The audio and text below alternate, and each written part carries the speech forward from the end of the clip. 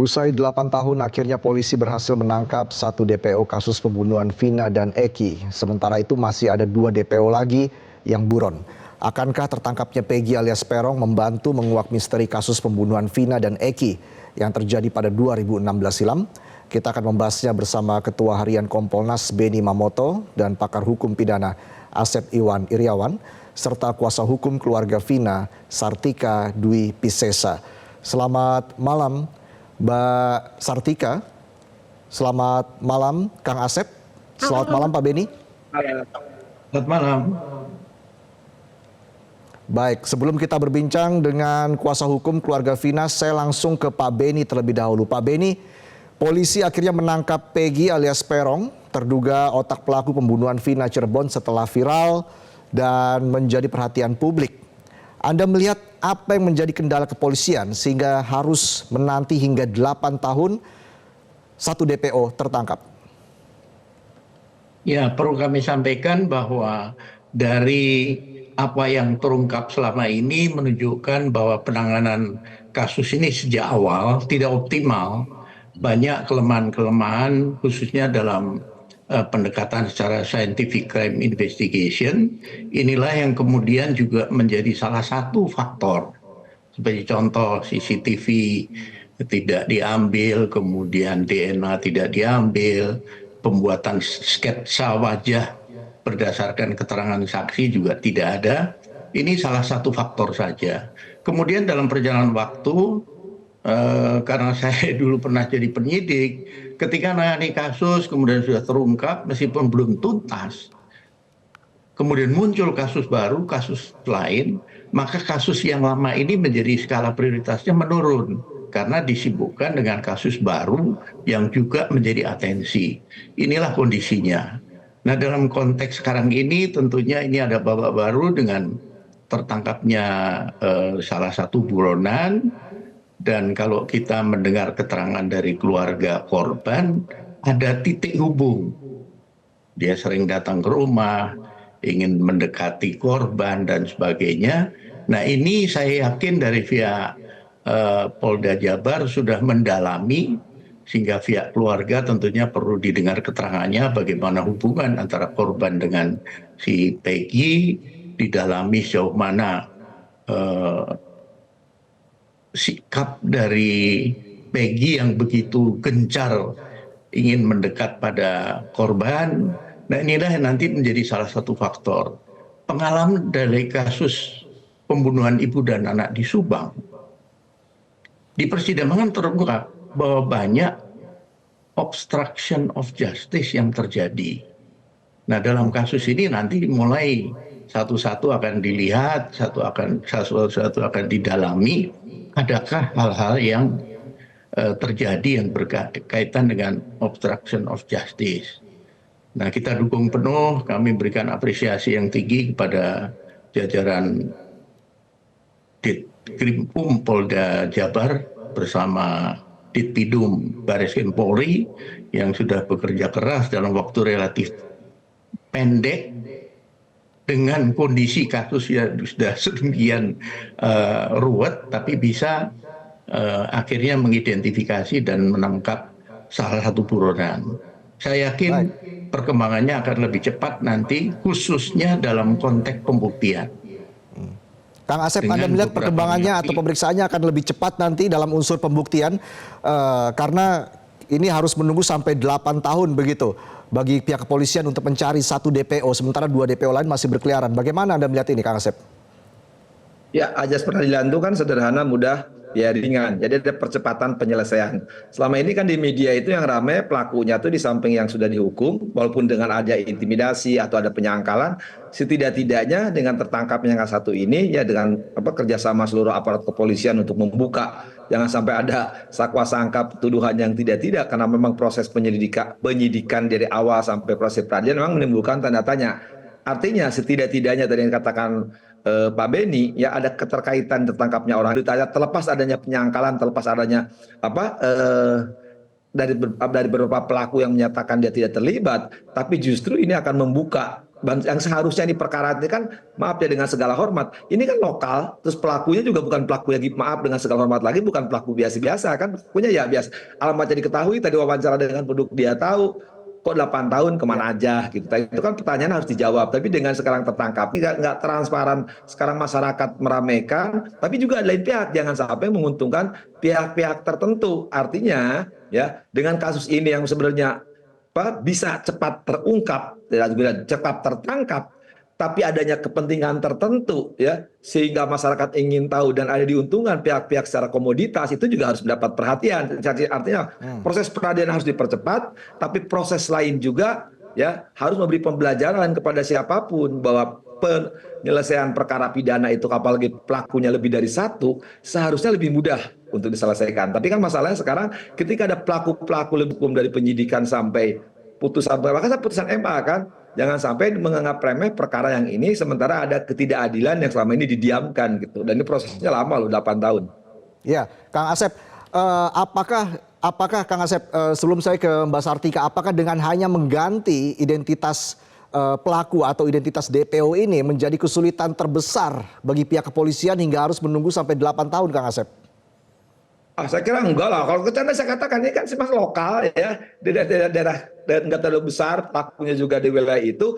Ya dengan mengenal pelaku kan masyarakat juga mengenal, tadi disebutkan dari mulai motornya semua. Kan seharusnya ketika disebut nama 3 oleh pelaku lain, misalkan terlepas ada penyangkalan, kan harusnya dengan cepat. Jadi proses ini yang dikatakan tadi Pak Beni ya, dari mulai CCTV dan semuanya itu harusnya dengan mudah. Lebih katakanlah ya, tidak dengan putusan pengadilan katakan 8 orang ya telah menyebut, kan itu ada tindak lanjut, jangan sebenarnya melemah karena ada perkara lain yang dikatakan Pak Beni tadi.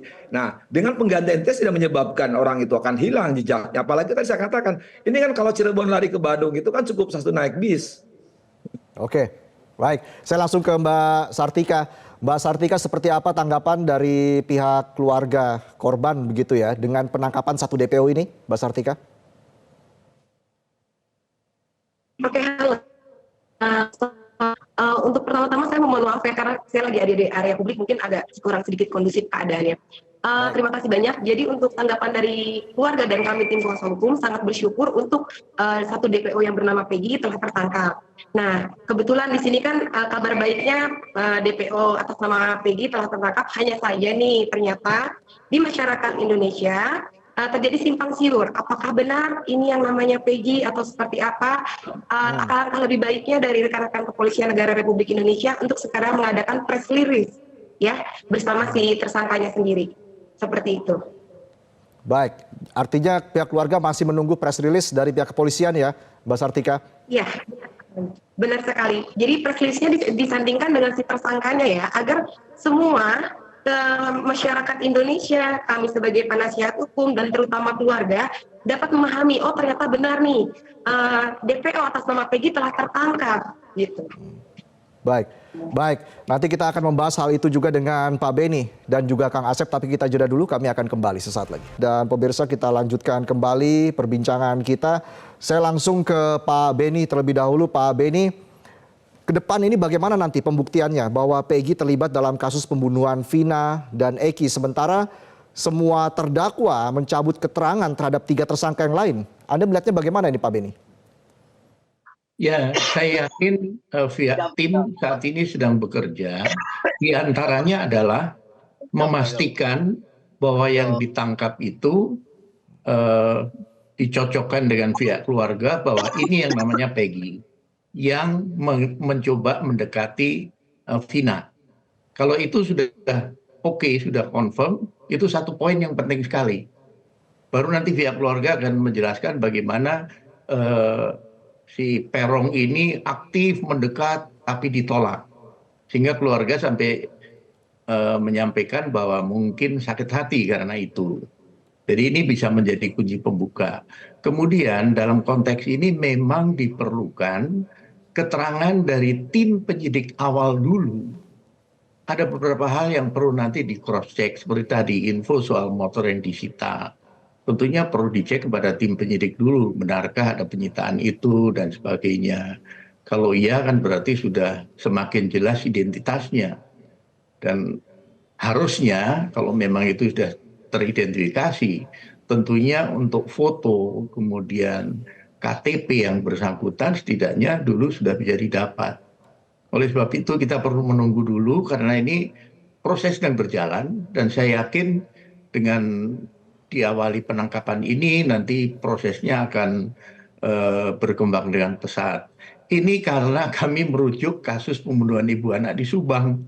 Kami mengikuti terus dan Pak Direskrim ini aktif sekali turun ke lapangan mengendalikan operasi sampai akhirnya kasus yang 2021 tuntas. Sekarang sudah maju ke pengadilan. Makanya kami optimis bahwa kasus ini juga akan bisa dituntaskan segera begitu. Baik, saya langsung ke Mbak Sartika lagi. Mbak Sartika, ketika salah satu terdakwa yaitu Saka mengaku sebagai korban salah tangkap, bahkan dirinya tidak mengenal siapa itu Vina, siapa itu Eki. Tanggapan dari pihak keluarga seperti apa, Mbak Sartika?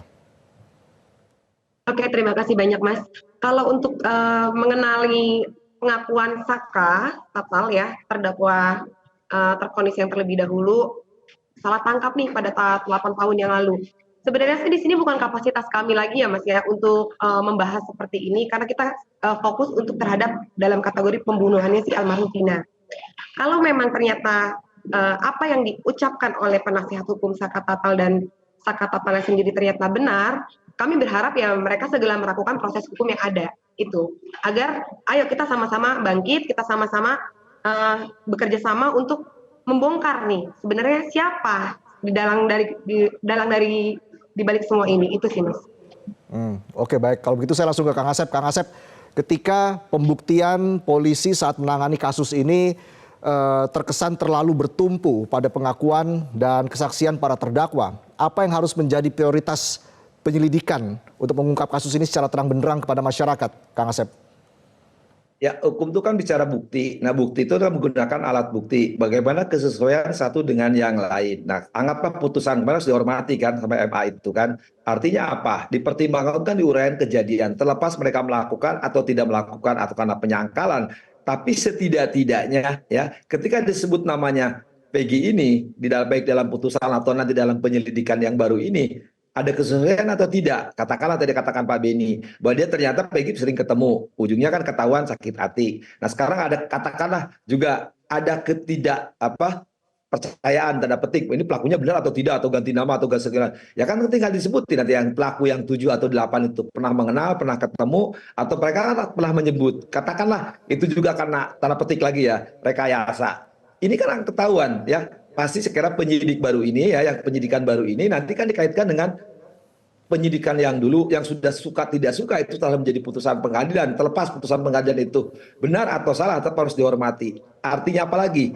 Jadi ketika tertangkapnya Peggy ini atau Peri ini ya, ketika dipertemukan nanti dengan para terpidana setidak-tidaknya yang 7 orang atau 8 orang ya, akan ketahuan titik temunya. Jadi siapa sebenarnya? Nah kalau misalkan ada keraguan juga, kan nanti Peggy pasti ngomong dong. Ya kalau tadi kita anggaplah asumsinya dia sakit hati terhadap korban, kan ada katakan ada pelaku lain pasti akan ketahuan kan. Karena ini kan pelakunya lebih dari satu. Kalau lihat putusan pengadilan sebelumnya yang tadi hukum 8 orang itu, tambah di 1 lagi. Apalagi kalau nanti yang 2 lagi ketangkap misalkan kan.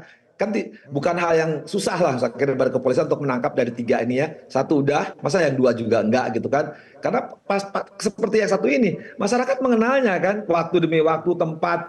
Jadi bukan hal yang sulit, justru dia harus dipertanyakan nanti, kenapa sih sudah ada putusan pengadilan, kenapa namanya disebut, kenapa seperti tanda petik orang ini baru tertangkap sekarang. Nah tapi karena dia tertangkap ini kan setidaknya kita ada tercerahkan titik temunya ya, bahwa ternyata ada kaitannya. Tadi katakan Pak Beni, dia pernah ada ke rumah itu, dan nanti dipertemukan lagi dengan 8 yang telah terpidana itu, ada apa sebenarnya.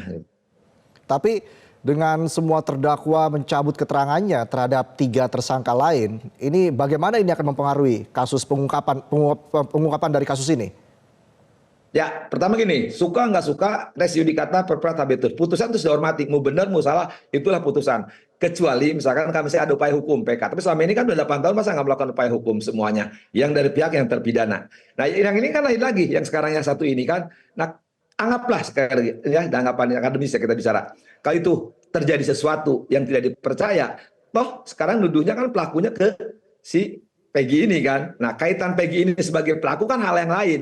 Sebenarnya kan yang 8 ini kan jadi saksi, tapi kalau tidak ada keterkaitan justru ini kan menarik.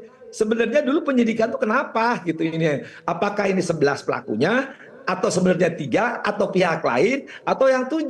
Nah, justru tadi berkatakan dibilang oleh Pak Beni, yang satu ini akan membuka titik cerah gitu. Oke lah, dengan ekstrim ya. Yang putusan walaupun ikrar itu katakan peradilan sesat, mohon maaf sekali, mohon maaf. Bukan berarti ya bahwa si Peggy ini bisa bebas atau bisa dilepas atau bisa dilapas. Justru ini akan membuka cerita baru gitu kan. Nah, atau juga mungkin juga katakanlah putusan ini benar yang dulu itu yang 8 ini. Ya katakanlah benar dia bagian karena pasalnya penyertaan kan. Ini ada mereka melakukan. Nah tadi saya bilang, nah ini bagian 3 yang tidak terungkap dulu. Nah persoalan kan yang sekarang ramai di media itu kan. Nah kenapa 3 ini disebut di putusan? Tanda petik lagi. Kenapa polisi kenapa tidak menindaklanjuti gitu kan? 3 orang ini kan saya katakan ini profilnya kan bukan profil seperti ya teroris lah atau apa gitu kan. Ini kan kalau memang itu pelakunya si PG kan sebenarnya harus dengan cepat gitu kan. Tes kalau 2.000 kan dapat juga nggak seminggu tadi kata Pak Bini.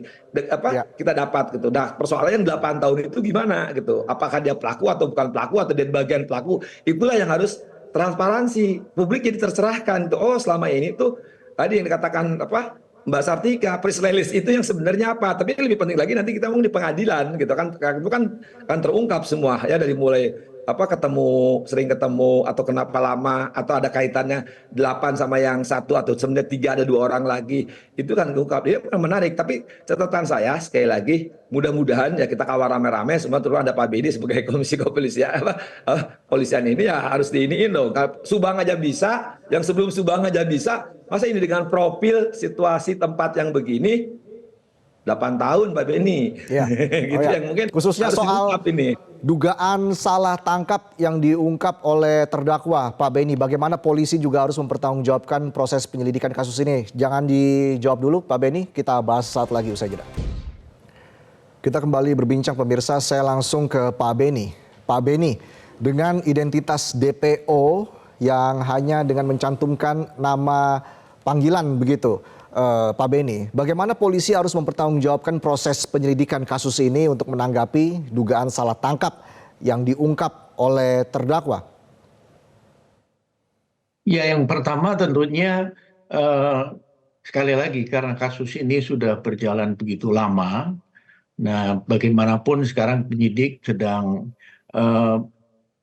merunut kembali peristiwa ini, penanganannya bagaimana, kemudian mana-mana yang masih bisa dikembangkan informasinya, sehingga nanti bisa lebih fokus lagi.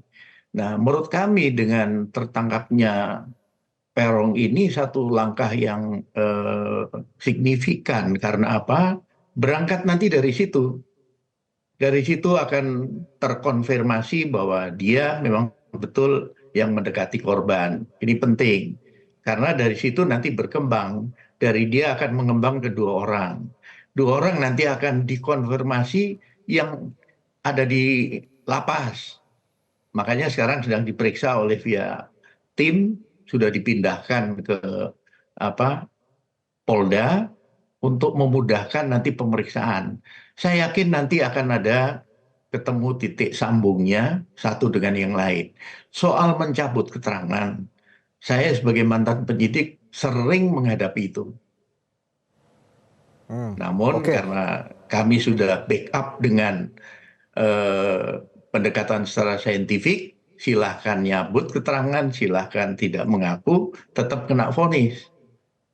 Nah, dalam konteks ini memang kalau kita membaca putusannya, di sana tergambar bahwa ada 2 kelompok geng motor. Mereka minum minuman keras, mereka mengidentifikasi dengan jaket yang ada tandanya, itu geng motor lawan. Sehingga kalau dikatakan nggak kenal, ya nggak kenal bisa jadi. Karena antar geng. Berbeda kalau mereka memang kenal betul satu-satu. Nah ini sepintas saja kami baca putusannya, ya mungkin, sangat mungkin tidak kenal. Saling serang dan sebagainya, tapi tidak saling kenal, mungkin hanya 1-2 yang kenal. Oleh sebab itu saya yakin nanti dalam waktu tidak terlalu lama, karena Polda merilis berarti sudah punya 2 alat bukti karena sudah menangkap ya. Nah, oleh sebab itu dengan 2 alat bukti ini nanti akan dikembangkan saksinya siapa saja untuk di cross check dengan napi yang ada. Mari kita tunggu. Jadi kita sendiri tentunya masih belum bisa menyatakan tadi ya salah tangkap atau tidak karena proses sedang berjalan. Tapi karena mencabut laporan atau BAP karena ada unsur tekanan, apakah Anda juga pernah menemui hal ini, Pak Beni? Pernah, tidak dianiaya saja mencabut keterangan. Kami pernah dulu membawa buronan dari luar negeri, di luar negeri ngaku. Sampai Indonesia didampingi lawyer, cabut semua. Untung kami periksa DNA-nya, sehingga dengan mudah kami kirim ke pengadilan langsung kena vonis. Baik, saya ke Kang Asep. Kang Asep, Anda melihat bagaimana seharusnya polisi mempertanggungjawabkan proses penyelidikan kasus ini untuk menanggapi dugaan salah tangkap yang sempat diungkap oleh salah satu terdakwa, yaitu Saka Tatal. Apalagi informasi terkait dengan DPO ini kan sangat minim. Publik juga bertanya-tanya, menjadi dugaan-dugaan liar begitu ya Kang Asep. Apakah benar Peggy yang ditangkap ini adalah Peggy yang terlibat dalam kasus pembunuhan pada tahun 2016 lalu? Anda melihatnya seperti apa Kang Asep? Tolong dibuka audionya Kang Asep. Baik, silakan. Oke. Justru dengan ada putusan setidak-tidaknya disebut nama-nama itu. Nah, ketika disebut nama itu dengan profil dan identitasnya, nah apalagi satu udah tertangkap, kita bersyukur ada 2 lagi tertangkap. Nah, ketika 1, 2, 3 ini nanti tertangkap, itu akan terungkap ya. Nah, nanti ketika dipertemukan di cross check dengan sebelumnya yang 8 itu akan nampak apa yang sebenarnya terjadi ya. Katakanlah mereka berbeda kelompok ya, dari geng-geng itu berbeda, atau mereka bagian dari kelompok atau bukan dari geng itu, justru akan ketahuan ya. Jadi ketika itu terkata jadi berkas, saya kira nah ini catatan penting. Kayak yang 8 ini tuh ya, kalau mencabut laporan tapi tak jadi putusan, masalahnya tadi terlepas benar atau tidak putusan itu jadi. Kalau sedang pemeriksaan dan mengangkat di kepolisian, di pengadilan pun saksi mencabut keterangan berbeda yang ada masalah sepanjang ada alasan itu diatur di KUHP 163 KUHP. Cuman permasalahannya yang 8 itu adalah menjadi putusan. Saya tidak terlepas itu putusan dianggap benar atau dianggap peradilan sesat karena ada pihak lain, misalkan sekali lagi umpamanya. Ya justru ini di masalah yang satu ini si Peggy ketangkap, apalagi yang 2 ketangkap. Cross check itulah yang akan menentukan siapa sebenarnya pelakunya gitu kan. Tapi berharap lah, saya yakinnya polisi dalam waktu dekat bisa menangkap dan bisa memulai yang baru ini. Cuman persoalannya ketika yang di LP sekarang ada di Polda ya, di cross check, nah itu kesesuaian. Katakanlah dikatakan Pak Beni itu tidak kenal ya. Nah, kalau tidak kenal, persoalannya lagi tanya keputusan pengadilan, kok di putusan pengadilan urainya begitu gitu. Nah itu juga jadi pertanyaan menarik juga gitu kan. Itu akan membuka semuanya. Tapi saya berharap kok, saya juga masih optimis kok ya, dengan tertangkapnya yang satu ini, apalagi nanti 2 tertangkap. Sekali yang ditangkap ini kan dilihat profilnya, ya, statusnya, keadaannya, saya kira tidak susah kok ya. Apalagi kalau di antara mereka ada kejujuran gitu kan, ya demi proses penyidikan hukum ini. Tapi justru kalau ada yang ditutupi, nah itu juga jadi masalah. Pasti transparansi atau keinginan dalam tanda petik keluarga korban ya, minta keadilan, minta kepastian. Apalagi publik jangan sampai isunya liar, apalagi dimanfaatkan oleh kepentingan bisnis. Itu yang kita khawatirkan kan. Jangan sampai proses keadilan ini ya dimanfaatkan untuk kepentingan tertentu karena beritanya menarik, kemudian pihak tertentu menarik keuntungan. Yang kita bahas kan sebenarnya keadilan bagi pihak korban dan penegakan hukum yang sebenarnya. Jangan tadi ya salah tangkap, salah mengadili, ajang jadikan korban gitu. Itu jangan. Tapi saya berharap enggak lah. Saya setuju dengan Pak Beni. Tertangkapnya 1 dan berharap 2 lagi tertangkap, dipertemukan dengan yang 8, jadi itu barang. Oke. Mbak Sartika, saya ingin konfirmasi kepada Anda dulu, Mbak Sartika. Apa betul dari berkas acara pemeriksaan atau BAP diduga ada 1 pelaku yang dihilangkan, Mbak Sartika? Oke, terima kasih banyak Mas. Kalau untuk di BAP ada 1 orang yang dihilangkan atau DPO yang dihilangkan, itu bukan ranah kami juga ya Mas ya. Jadi mungkin nanti bisa kita konfirmasi kembali ketika memang sudah seluruh tim membedah seperti itu. Setelah rilis dari kepolisian akan keluar begitu ya, kita belum tahu memang kapan rilis ini keluar. Apa langkah yang akan dilakukan oleh pihak keluarga? pihak keluarga tetap menggunakan proses hukum yang ada. Kita tetap hormati hukum di Indonesia. Setelah itu juga kita berharap agar si Peggy kooperatif untuk membongkar identitas si A dan si D. Karena kalaupun memang mereka berhubungan baik, berteman baik, tidak memungkinkan bahwasannya si Peggy sendiri mempunyai foto nih, entah foto lama, entah foto baru bersama si A dan si D. Kita kan nggak pernah tahu nih apakah si Peggy ternyata masih berkomunikasi atau tidak. Kita berharapnya itu sih Mas, si Peggy sendiri kooperatif sehingga dapat memberikan identitas secara rinci kepada kepolisian terhadap si A dan si D. Baik, pihak keluarga berharap Peggy bisa berkata dengan sejujur-jujurnya begitu ya, memberikan keterangan yang sejujur-jujurnya kepada pihak kepolisian. Pak Beni, dengan munculnya klaim-klaim soal kejanggalan dalam kasus Vina yang mengindikasikan bahwa pembuktian terkait keterlibatan para terdakwa ini kurang kuat. Bagaimana polisi harus menyikapi hal itu untuk menjaga kepercayaan publik terhadap proses penegakan hukum di Indonesia? Ya, menurut kami kita perlu edukasi publik menyangkut kita perlu menghormati putusan pengadilan yang sudah inkrah, yang notabene sudah sampai tingkat kasasi. Kemudian kalau memang ada novum, tentunya ada mekanisme PK, itu satu urusan. Kedua, kalau ada klaim-klaim seperti itu, ya kiranya menghadirkan bukti. Ini salah tangkap. Ya kalau salah tangkap, mana yang aslinya? Dengan bisa mengatakan salah tangkap, berarti kan ada pembanding yang sesungguhnya. Kalau tidak, kan itu hanya menerka-nerka. Ini masalahnya yang kemudian rame di medsos, rame di mana-mana, sementara rujukannya, sumbernya, buktinya, ini tidak jelas. Ini tentunya sama-sama lah.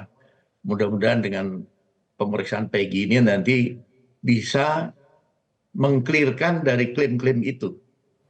Di antaranya tadi, kenal nggak kenal, kok hanya buruh bangunan, dan sebagainya. Itu nanti akan terjawab.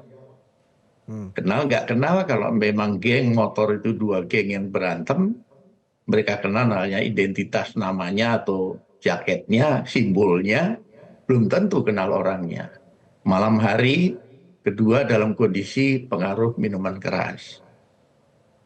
Baik, kita akan nantikan seperti apa rilis dari pihak kepolisian dan juga langkah kepolisian untuk mengungkap kasus ini secara terang benderang kepada masyarakat. Terima kasih Pak Beni, terima kasih Kang Asep, dan juga terima kasih Mbak Sartika sudah bergabung bersama kami dalam Prime Time News. Selamat malam. Jelajahi cara baru mendapatkan informasi. Download Metro TV Extend sekarang.